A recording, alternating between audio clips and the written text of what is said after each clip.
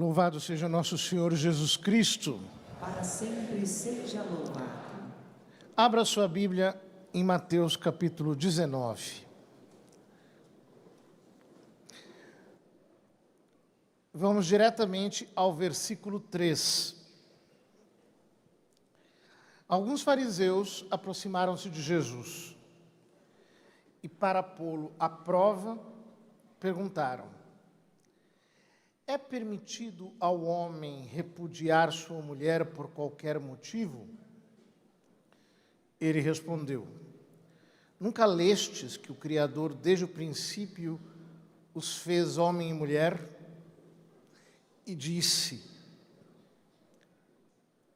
por isso o homem deixará pai e mãe e se unirá à sua mulher, e os dois serão uma só carne? De modo que eles já não são dois, mas uma só carne.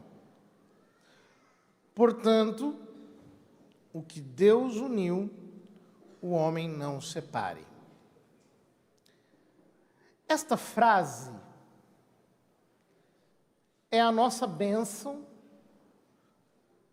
mas também é o nosso problema. O que Deus uniu, o homem não separe. É a nossa bênção porque a união matrimonial vem de Deus. Ela é efetuada por Deus, é um sacramento, e ela é sustentada por Deus. Mas, ao mesmo tempo, é um problema, porque a segunda parte dessa frase, o homem não separe, é muito mais ampla do que simplesmente nós falarmos, por exemplo, do divórcio. O que Deus uniu, o homem não separe, mas não é só o divórcio que separa o marido e a mulher. Há muitas coisas que separam um casal. Não é só o adultério, não é só o abandono, existem mágoas não curadas, que nós acumulamos ao longo da vida e que muitas vezes vamos guardando como poeira debaixo do tapete, só que dentro do coração. E é necessário que o nosso coração descanse. E o único modo de limpar o coração e de fazer o nosso coração descansar de todas as mágoas é o perdão. Não existe outro caminho. Casamento sem perdão é um simples tribunal de acusação contínua, em que marido e mulher estão o tempo todo se acusando, um apontando o dedo contra o outro. Sem perdão, nenhum casamento é subsistente. E isso se deve ao fato de que todos nós somos pecadores. Então é inevitável que haja feridas entre nós. Completamente inevitável. Vejam, às vezes nós temos, quando nos casamos, um idealismo. As pessoas se casam, em geral, numa idade um pouco ainda imatura. E tem muitos idealismos na cabeça. Você idealiza o seu cônjuge, você idealiza a si mesmo. E essa maturidade, ela vai aparecer de uma maneira muito penosa. Não é fácil. A primeira coisa que nós vamos perdendo ao longo dos anos o idealismo em relação ao outro. É a primeira coisa que a gente perde. E a Escritura, nesse sentido, nos dá um soco na cara quando a matéria são idealismos acerca dos outros. Quando São Paulo diz, na carta aos Romanos, capítulo 3, versículo 23, todos pecaram e estão privados da glória de Deus. Ou seja, todos somos pecadores. Esse idealismo em relação ao outro, que faz muitas vezes a gente cair das nuvens, é um dos obstáculos para o perdão. E é a primeira coisa que a gente tem que remover. Sabe aquela coisa da pessoa que se coloca numa posição de escandalizada? Ai, mas por que isso foi acontecer justo comigo? É isso. Idealismos infantis que nós temos em nosso coração. A gente também se idealiza. E aí é muito devagar que nós vamos percebendo que, na verdade, nós somos uns monstrinhos. Nós somos capazes de coisas horrorosas.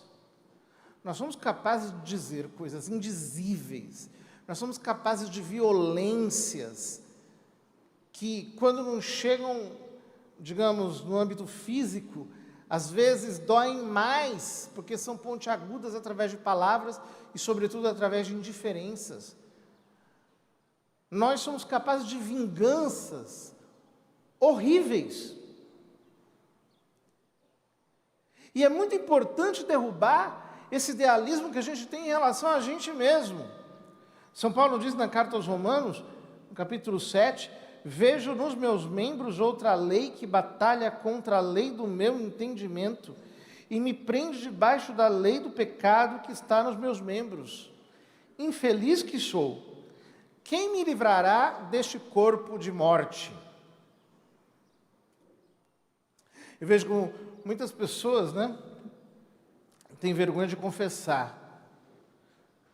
Porque infantilmente elas acham que o padre vai se escandalizar com as obviedades que elas contam e que não tem novidade nenhuma. Você jamais vai inaugurar uma nova era com os seus pecados. Saiba disso. Às vezes a pessoa faz um preâmbulo e diz assim, padre, olha, eu vou contar uma coisa, eu não quero escandalizar o senhor. Eu digo, escandalize-me. Em 20 anos de padre, eu estou esperando alguém para me escandalizar. Até hoje ninguém conseguiu. Porque o ser humano é essa porcaria medíocre que a gente já conhece. E como é bom quando nós temos a nosso respeito uma imagem ajustada segundo o foco de Romanos 7. Romanos 7, para mim, é o capítulo mais sincero do Novo Testamento. Que é quando São Paulo rasga o coração e diz, olha, é isso aqui. Eu quero o bem, mas é o mal que me puxa. O meu corpo está vendido como escravo. Em terceiro lugar, nós também precisamos entender, São Paulo, na mesma carta aos Romanos, diz, nunca procurem vingar-se, mas deixem com Deus a ira, pois está escrito, minha é a vingança, eu retribuirei. Do contrário, se o seu inimigo tiver fome, dá-lhe de comer, se tiver sede, dá-lhe de beber, fazendo isso, você amontoará brasas vivas sobre a cabeça dele. Nós precisamos ser maduros para lidar com o fato de que todos temos tristezas e frustrações. Todos. Nós não vamos conseguir passar tudo a limpo, nós vamos passar por injustiças na vida, nós vamos passar por situações difíceis, que não têm uma explicação. Todos nós passaremos por dificuldades, isso faz parte da nossa existência aqui. Alguém que se sente muito ferido porque está acontecendo uma coisa. Às vezes algumas pessoas vêm falar com a gente e dizem, padre, olha, estou num momento terrível da minha vida. Aí quando você vai ver, fala, tá bom, o que é? Né? Você espera que a pessoa vai falar, sei lá, de um câncer terminal, de uma coisa assim. Não, é uma dificuldade de perder o emprego. Gente, para de drama. É uma coisa de crianças isso daí. Por que nós precisamos entender esses 3 princípios? Não idealizar o outro, não idealizar a mim e também lidar com dificuldades, faz parte da vida e nós não vamos conseguir esclarecer tudo, nós não vamos conseguir resolver tudo, nós vamos ter situações de déficit e nós temos que conviver com isso de uma maneira tranquila. Isso é maturidade. Porque senão eu não consigo perdoar.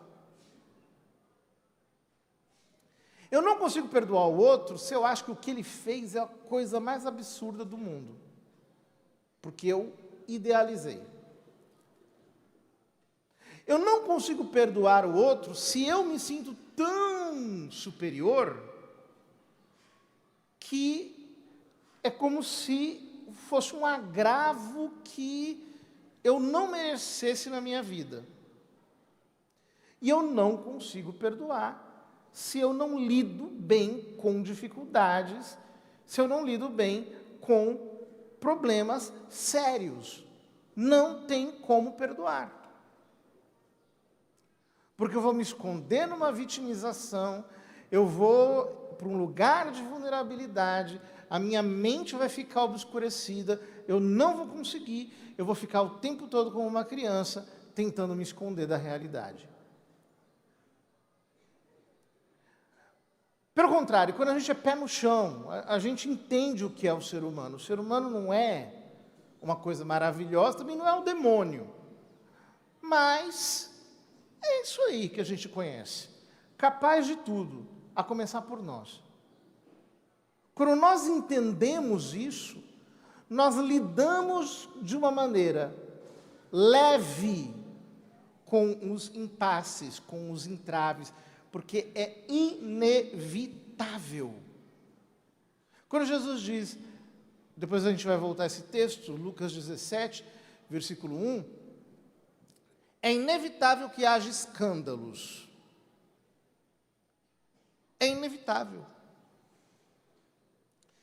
Se ele diz que é inevitável, é porque é inevitável. E mais, a pessoa que vai te ferir mais na sua vida é quem está ao seu lado. Sempre é assim. Não tem jeito.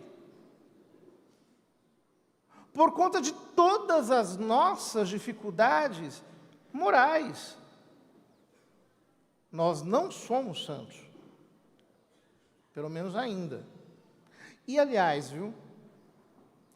Os próprios santos entre si, involuntariamente se ferem.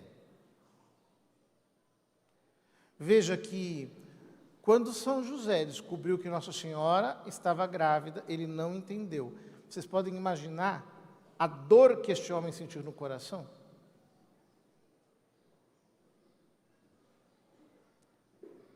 São José e Nossa Senhora, estamos no início do Evangelho de São Mateus, os santos involuntariamente se causam sofrimento. Não tem como escapar dessa lei. O que acontece? O casamento é um muro de proteção. Isso serve para família, o casamento é um muro de proteção da família, mas isso também serve para muitas áreas.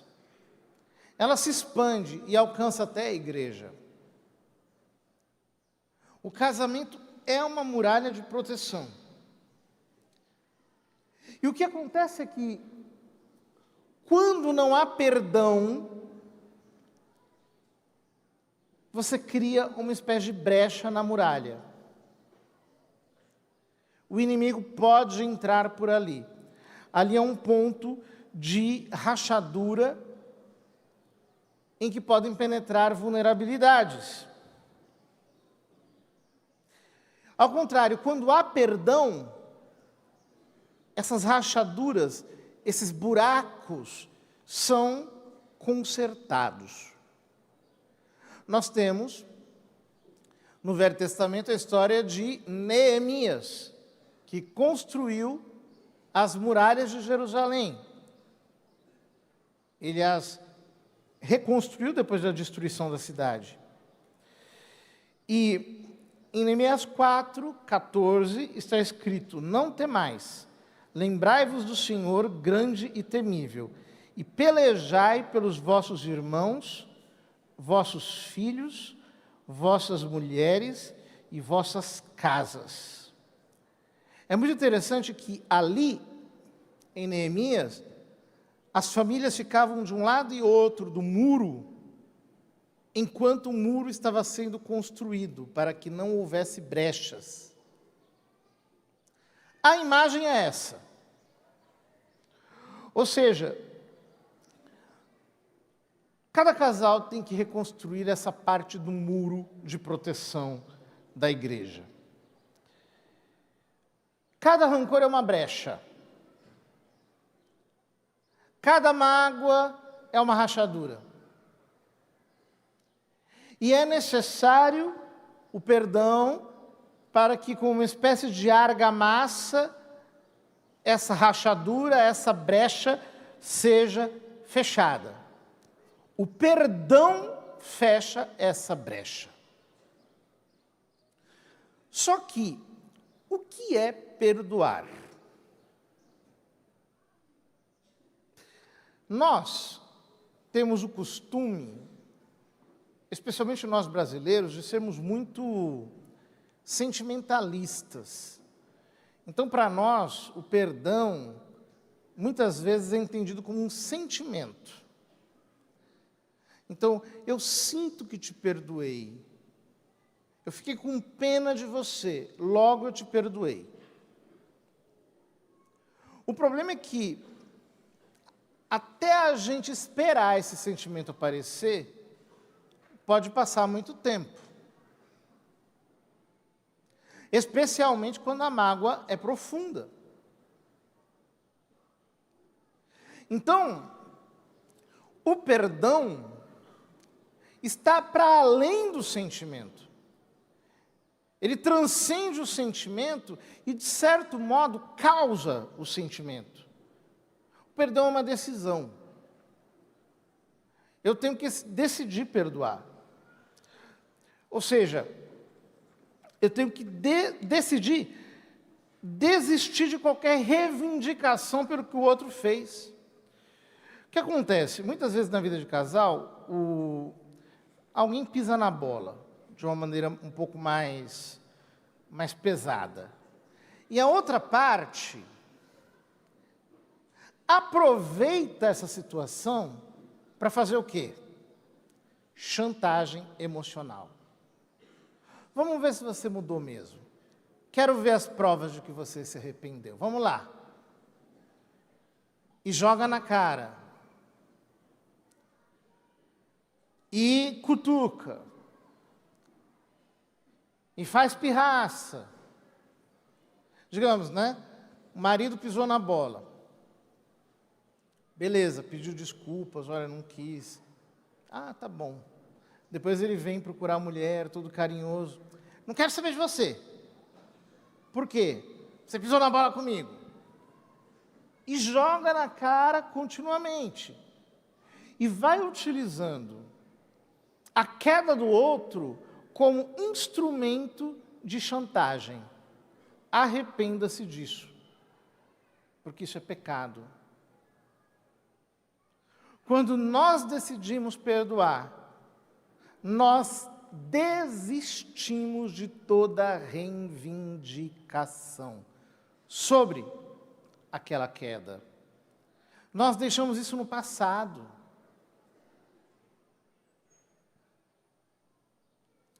E aqui nós precisamos lembrar que há muitas pessoas que não conseguem fazer isso. E voltam ao passado. Voltam ao passado. Lembra daquilo que você me fez em 1947? No dia 12 de julho, às 15 horas? A pessoa volta incessantemente e traz o passado em cima da mesa. Vejam, queridos, quem vive de passado é museu. O cristão tem que deixar as coisas velhas para trás. Você quer viver uma renovação do seu casamento? Comece jogando fora toda a tralha. Comece jogando fora toda a lembrança ruim. Vamos purificar essa memória. Vamos parar de resgatar com a memória lapsos, quedas, coisas ruins que aconteceram. Porque só quando nós tomamos essa decisão é que o Espírito Santo começa a agir. O Espírito Santo não age em casais que estão construindo o seu relacionamento sobre a base de feridas. Não tem como. A ferida é como se fosse uma espécie de buraco na nossa alma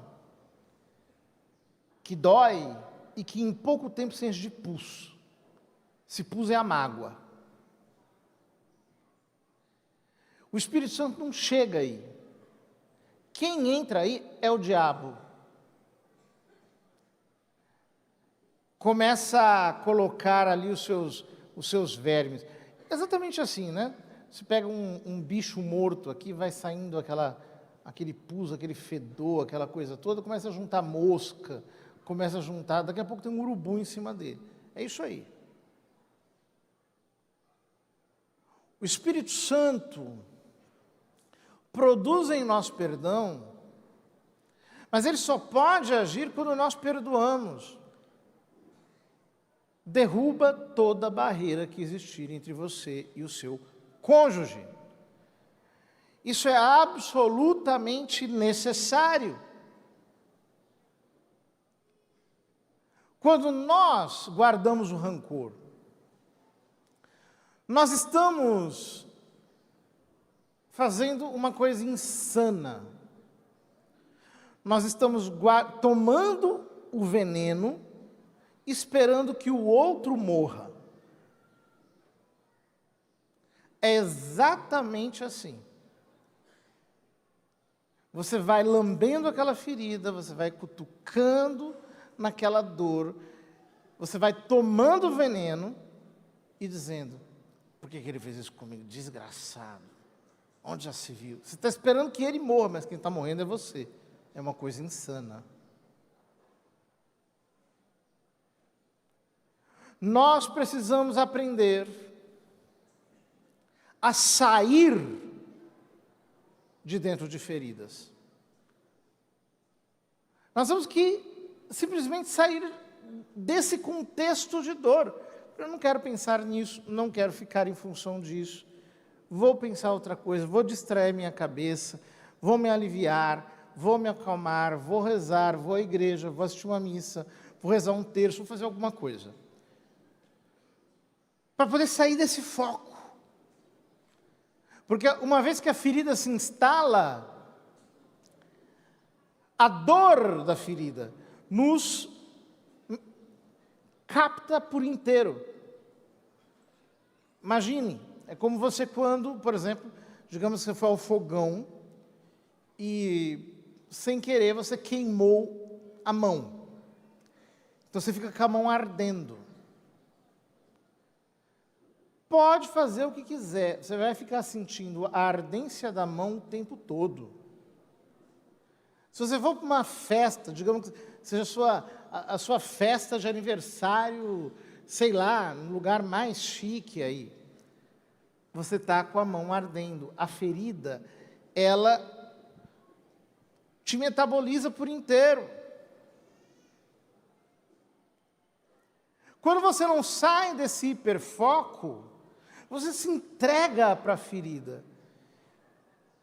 E o perdão se torna impossível. É necessário sair. E, na verdade, quando São Paulo diz na carta aos Efésios, perdoai-vos mutuamente, assim como Deus vos perdoou em Cristo, nós libertamos o outro de uma dívida, mas ao mesmo tempo nós nos libertamos a nós mesmos. No capítulo 18 de São Mateus, o evangelista nos apresenta aquela parábola de Jesus do servo que devia uma quantidade exorbitante ao seu senhor e depois encontrou um outro que devia uma ninharia para ele, ele não perdoou este, e quem é que terminou na cadeia? O servo que tinha sido perdoado.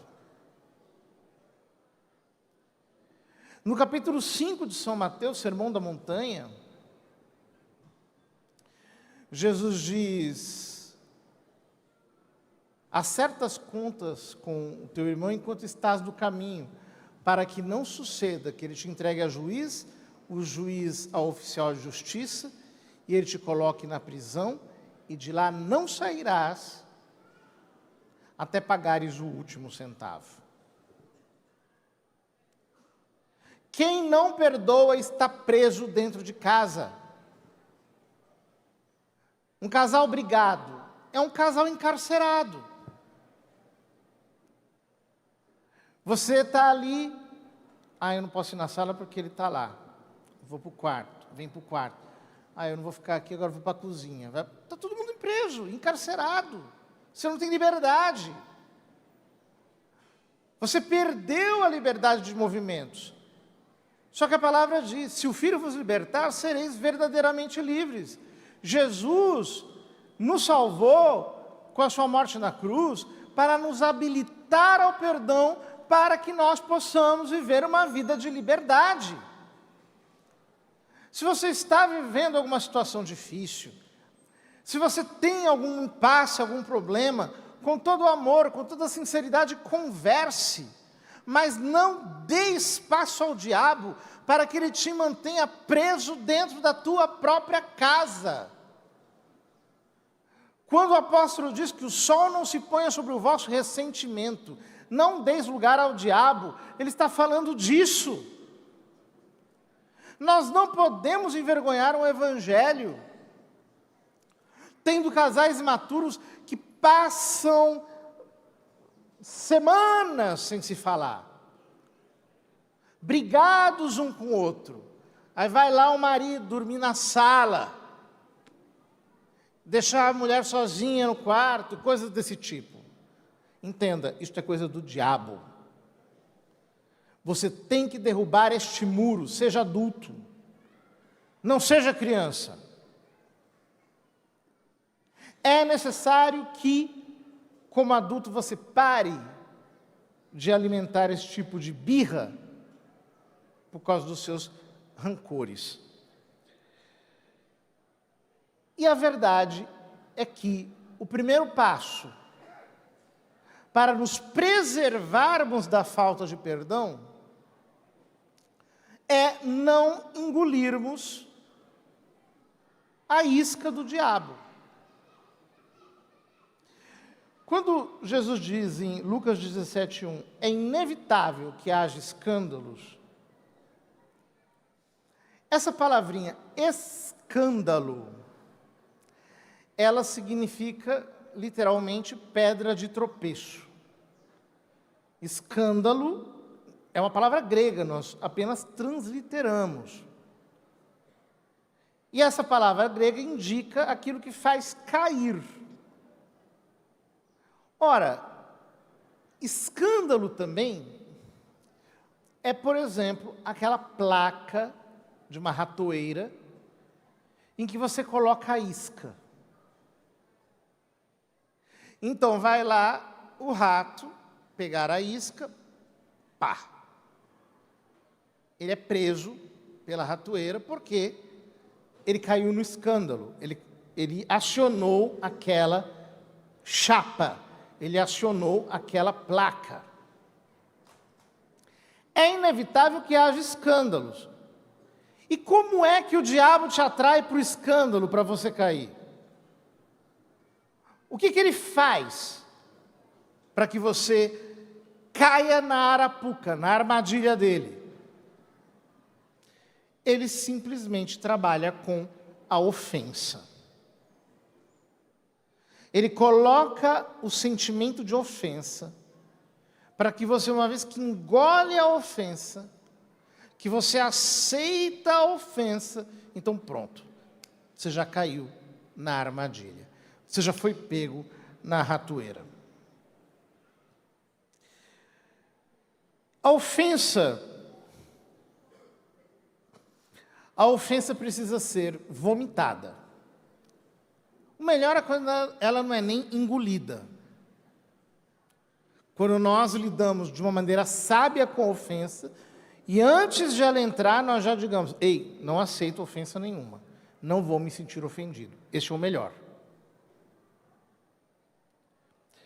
Só que nós somos seres de carne e osso, temos sangue nas veias, nos irritamos, e frequentemente a ofensa entra no nosso coração.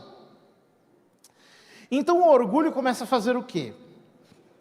Ele começa a dizer para você, olha, você tem razão de estar ofendido. Olha o que ele te fez. Se valoriza. Ele nunca podia ter feito isso com você. Ela nunca podia ter feito isso com você. E você, num diálogo interior, movido pelo orgulho, vai temperando essa ofensa para ela se tornar ainda mais suculenta, ainda mais, digamos, saborosa, para que você possa extrair dela ainda sabores que você não conseguiu tirar no primeiro momento. E o que acontece? A pessoa ofendida está numa prisão sem grades. Ela não consegue ter espontaneidade. Ela está numa prisão cuja chave está por dentro, mas ela não quer abrir. Porque, de um modo muito diabólico, ela passou a curtir aquele ambiente da ferida. Então, ela está ali saboreando a ferida, ela está ali convivendo com a ferida, achando alimento para a sua vaidade, para o seu orgulho machucado. Ela não consegue sair. A chave é o perdão. É o que Jesus diz. Nós temos que perdoar 70 vezes 7. Cada vez que vem nos pedir perdão, nós temos que perdoar. Nos conflitos conjugais, isso é absolutamente necessário. Você nunca perdoará demais o seu cônjuge. Nunca. Saiba, você vai ter que perdoá-lo pelo futuro ainda inúmeras vezes. Não tem como não ser assim. Mas é quando nós perdoamos que nós recuperamos não apenas a nossa liberdade, mas que Deus vai trabalhando o nosso caráter. Vai comigo na segunda carta de São Pedro.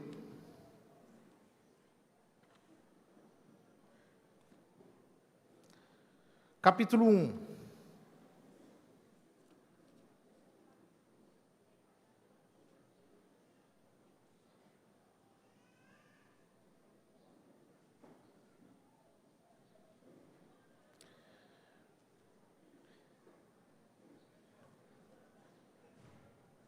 Na verdade, 1 de Pedro, desculpem, capítulo 1.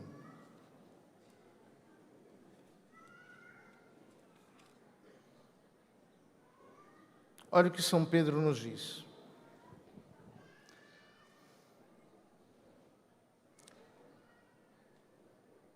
começar no versículo 5. Graças à fé e pelo poder de Deus, estáis guardados para a salvação que deve revelar-se no último tempo. Isso é fonte de alegria para vós. Embora seja necessário que no momento estejais por algum tempo aflitos por causa de várias provações. Deste modo, a qualidade de vossa fé, que tem mais valor que o ouro perecível, testado no fogo, alcançará louvor, honra e glória no dia da revelação de Jesus Cristo. Queridos, esses 2 versículos de São Pedro são maravilhosos, porque eles nos mostram como os conflitos da vida servem para que Deus purifique o nosso caráter.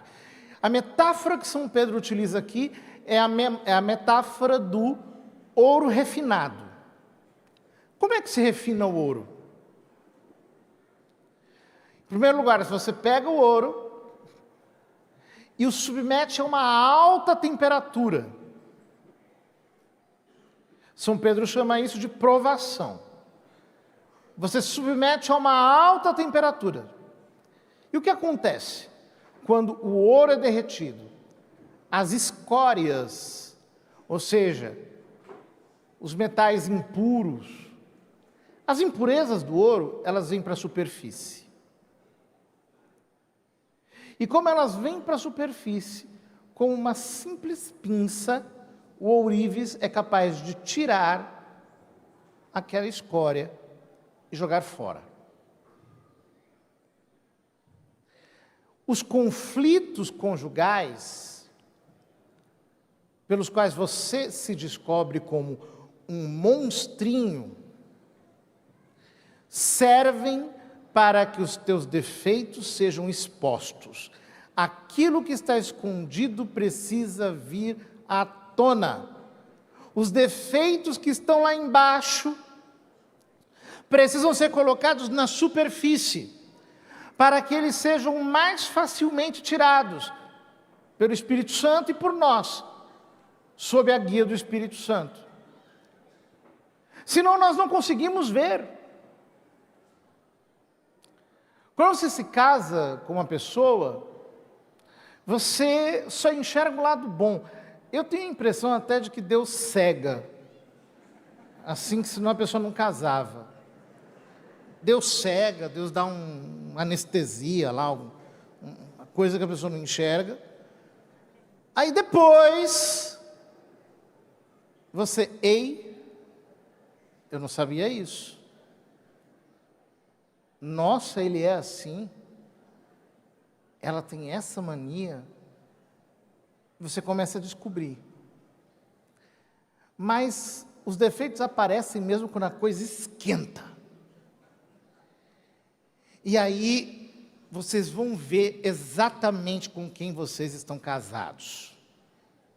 Deus nos santifica também através dos conflitos. Os conflitos trazem utilidade para nós. E quando nós enxergamos os conflitos a partir dessa perspectiva, fica mais fácil perdoar. Porque o que nós estamos vendo é tão somente o que já estava lá. Só que nós não conseguimos enxergar. Porque nós estávamos de alguma maneira enganados. Ou seja, Deus usa esses desencontros para que as mágoas revelem as faces ocultas de cada um de vocês. Para que os defeitos sejam expostos. Para que, portanto, vocês sejam obrigados a crescer em maturidade conjugal. Porque, veja, imaginem se você, casado, 25 anos, 30 anos depois de casado, ainda está com aquele amorzinho idiota, babaca, brega, cafona dos primeiros anos. Imagine. Aquilo é um negócio constrangedor. Você quer ver um padre constrangido? bota os noivos para cantar no casamento. Eu fico olhando aqui, eu falo assim, meu Deus, o que eu vou fazer aqui? Vontade de sair correndo. Porque é só aparência, aquilo ali não é a verdade ainda, é uma cena, é uma cenografia. Os anos vão passar e você vai descobrir a pessoa que Deus colocou ao seu lado. Mas se você não for um cristão maduro, você não aguenta. Por que tem tanta gente de igreja casando e separando? Porque não adianta nada você ser um beato dentro da igreja e uma criança na vida. Essa imaturidade que faz com que as pessoas simplesmente achem que tudo é uma Disneylândia. Querido, não é. Acorda enquanto é cedo. Ficar casado é difícil, é exigente, requer sacrifício, sobretudo requer maturidade. E para isso, os sentimentos precisam ser muito bem educados e os conflitos te forçam, eles te obrigam a ser mais maduro. Aquele que perdoa se torna mais forte, se torna, por assim dizer, invencível, porque a brecha está fechada, o inimigo não tem acesso àquele casamento. Os dois não mordem a isca, os dois não se ofendem. E a partir do momento em que você não se ofende, saiba, o diabo perdeu. Ele não tem o que fazer. Não há uma brecha pela qual ele possa entrar. O que você tem que fazer, meu querido irmão, é, sob a graça do Espírito Santo, pedir a Deus essa fortaleza de coração, essa maturidade, para que cada vez que o diabo chegar na porta da tua casa, ele aperte o botão e apareça ali, acesso negado. Por quê? Aqui nós não caímos na armadilha da ofensa. Eu enxergo o meu cônjuge com realismo, ele é só um ser humano. Muitas vezes ele chega ao máximo da possibilidade dele, e às vezes o máximo dele está bem abaixo do meu mínimo. Acontece em determinadas áreas, e nós temos que ter a maturidade de entender que não deu. Ele fez o que pôde, mas para além disso não vai conseguir. É o limite dele, é o limite dela. Não vai ter jeito. Portanto, perdoar não é apagar o passado. Perdoar é integrar o passado na minha consciência. Eu preciso elaborar as minhas feridas de maneira racional. Isso custa. Isso custa. Porque isso exige você ser adulto e enxergar a coisa com objetividade, sem se misturar demais.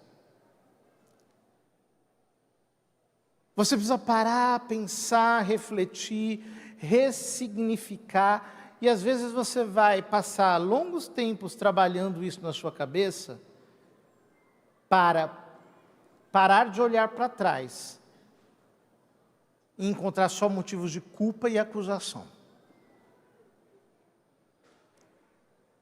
Por exemplo, casais que passaram por grandes dificuldades no passado deveriam ter motivos para celebrar, graças a Deus, olha o que a gente passou. Nós estamos aqui, deu tudo certo, no final das contas estamos bem, Deus nos ajudou, ótimo, mas não. Uma mente neurótica vai buscar a ferida no passado para ficar no passado.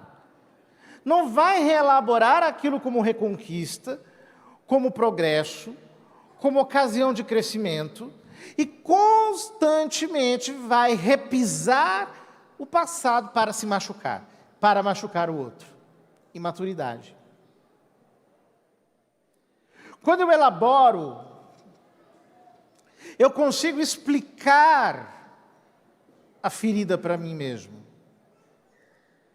E, portanto, eu consigo sair de dentro dela. Ao contrário, quando eu não elaboro a ferida, o que acontece comigo é que eu tendo a repeti-la Porque nós repetimos aquilo que nós não superamos. E ficamos condenados à repetição permanentemente. O rancor nos coloca na posição de vítimas. Então, nós ficamos o tempo todo olhando as coisas do seguinte modo: o outro me feriu, o outro me machucou, o outro me fez mal. E a relação se contamina por causa disso.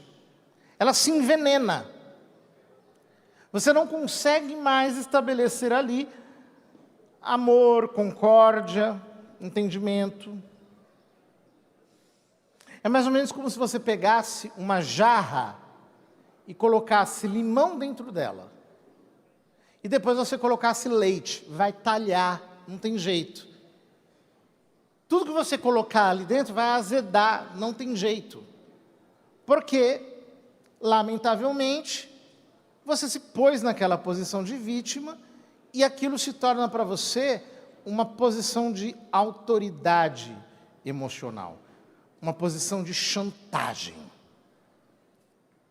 Ao contrário, quando você desiste desse lugar, resolve perdoar, entende? Passou, o que passou, passou. Não vou mais trazer isso agora à minha consideração, deixa isso para lá. Eu não sou vítima coisa nenhuma. Do mesmo jeito que ele é ruim, eu também sou. Do mesmo jeito que ela é ruim, eu também sou. Ele deu as patadas dele, eu dei as minhas. Sempre tem os dois lados da história. Então você começa a se colocar numa posição de perdão verdadeiro, que não é aquele perdão autoritário. Eu te perdoo. Não é isso. Eu sou superior e, portanto, eu te perdoo, porque você é o inferior, você é o errado.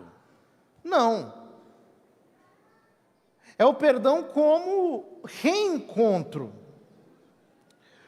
como saída realmente da posição de vítima. Ou seja, quando a gente perdoa, a gente se recria. A gente recria o outro dentro do coração. A gente cria uma espécie de nova imagem na qual o amor é possível.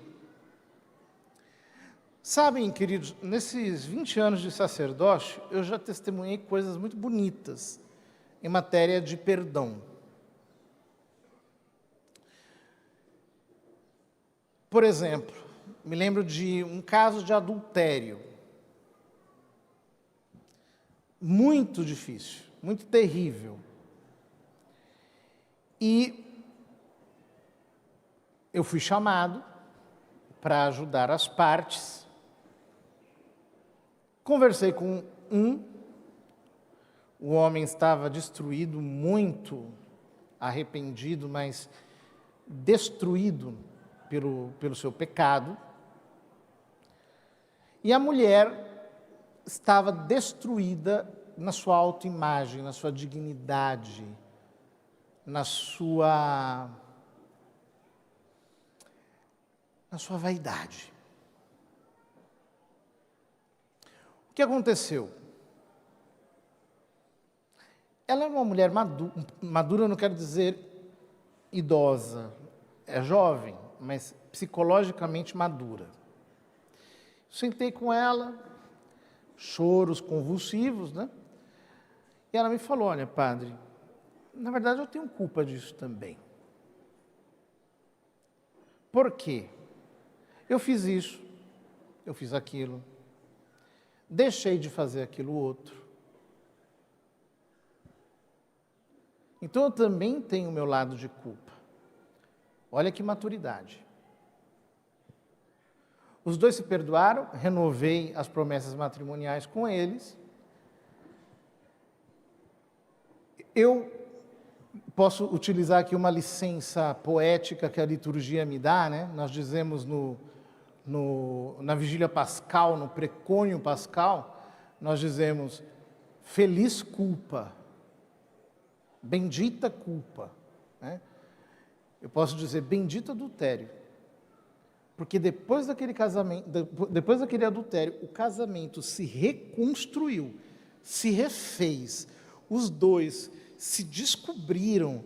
Essa mulher se reinventou, ela era toda negativa, trabalhada no preto, um negócio assim para baixo, uma coisa estranha. Ela ficou linda, ela ficou ótima, começou a cuidar de si mesma, etc. O marido engrenou no casamento mesmo, foi adiante, estão juntos até hoje, tem mais filhos. Vejam,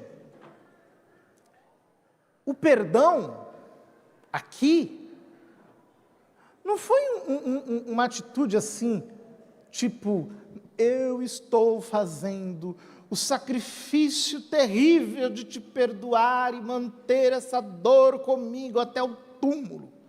Porque tem gente que é assim, né? Isso eu levo comigo para o túmulo.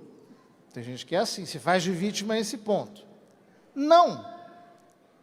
O perdão aqui saiu com o realismo de quem sabe. Se o outro errou, eu também tenho minha parcela de erro, eu também devia ter cuidado um pouquinho, vamos lá, vamos dar uma chance, vamos se redescobrir, vou me reinventar, etc. Ou seja, aquela situação de ferida se resolveu da maneira mais equilibrada que poderia ter se resolvido. As duas partes realmente entendendo as suas razões de culpa. Qual que é o nosso problema muitas vezes? Nós dramatizamos demais. Nós fazemos muito charme. Nós ficamos o tempo todo querendo prender o outro através de uma extorsão afetiva. Esse é o nosso problema. E por causa disso nós não deixamos o cônjuge ser livre e nós também não nos tornamos livres. Aí o perdão fica difícil. Mas ao contrário, quando você tira de você essa visão estranha, irreal, idealista, que não tem nada a ver com quem você é, com quem o outro é, então se torna realidade na sua vida aquilo que diz o Salmo 146. Ele cura os corações quebrantados e trata das suas feridas. Ele cura os corações quebrantados e sara as suas feridas. Esta é a realidade que Deus, nessa manhã, quer trazer sobre o seu casamento, na força do amor e do perdão. Todo aquele que está em Cristo, nova criatura é. As coisas velhas se passaram, tudo agora é novo. Esta é a realidade que Deus quer imprimir no seu relacionamento. Estamos numa manhã de domingo, Páscoa semanal, em que celebramos a ressurreição do Senhor dentre os mortos. Eu quero proclamar ressurreição sobre o seu casamento, renovo sobre a sua casa, restauração sobre a sua família. Mas tudo isso com uma unção de maturidade. Todo aquele que está em Cristo, nova criatura é. As coisas velhas se passaram, já ficaram para trás, tudo agora é novo. Todos nós, quando olhamos para a cruz, nos lembramos daquela petição de Jesus. Pai, perdoa-lhes, porque não sabem o que fazem. Vejam, queridos, Jesus, perdoando aos seus assassinos, te deu a força para perdoar a quem quer que seja, especialmente ao seu cônjuge. E parafraseando o que o apóstolo Paulo diz na carta aos Efésios, isto não vem de vós, é dom de Deus.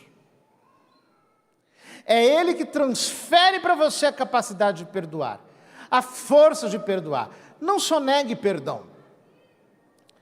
Não seja aquela pessoa que fica ali regulando o perdão, controlando o perdão, não. Libere. Seja generoso em perdoar. Porque assim você vai permitir que Deus destrua todas as cadeias do seu casamento.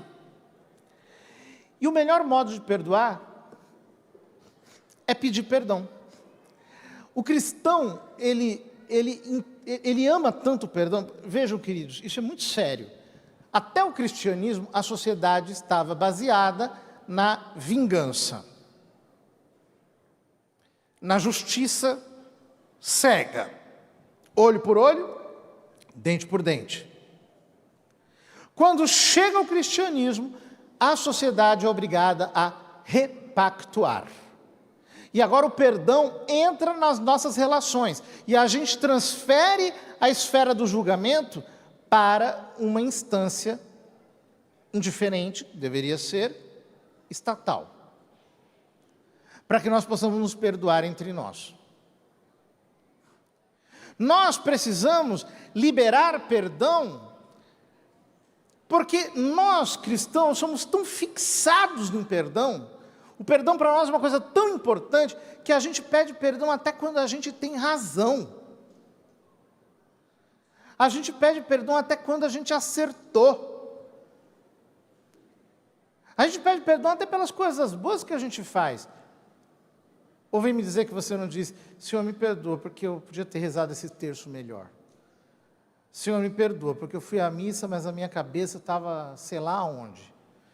Senhor, me perdoa, porque eu me confessei, mas fiz uma confissão tão assim fria.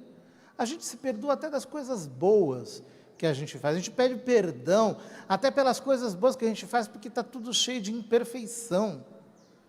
Por que você não faz isso também no seu casamento? Não queira ganhar uma briga, queira ganhar o seu cônjuge. Não queira vencer uma disputa. Queira que o seu casamento vença. Então, muitas vezes, o melhor modo de perdoar vai ser você desarmando o diabo, envergonhando o diabo.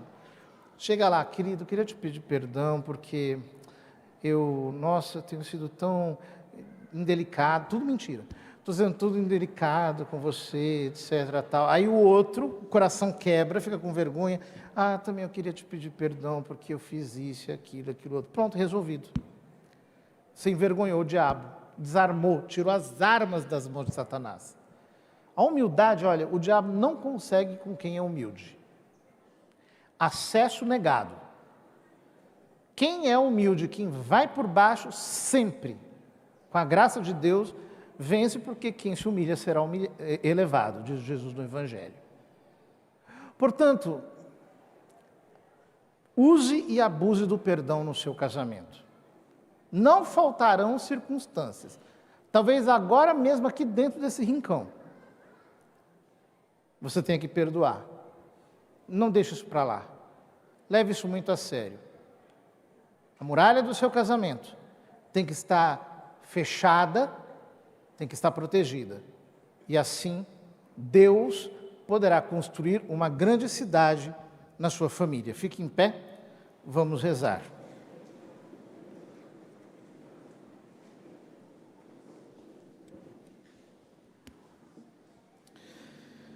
Pai, dê a mão aí para o seu cônjuge.